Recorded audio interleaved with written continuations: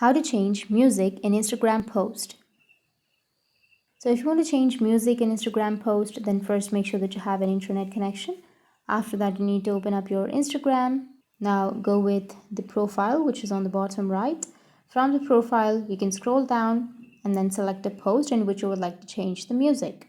So for example, I'll go with this one. Now go with the top right of that post, which has that three dots, and then tap on edit.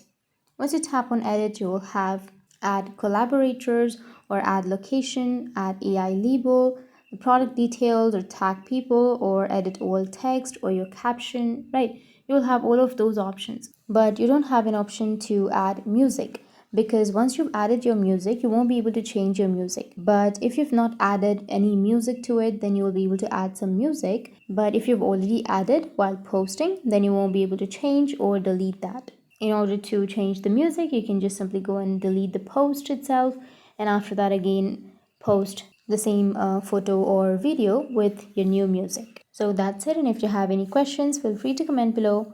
Thanks for watching.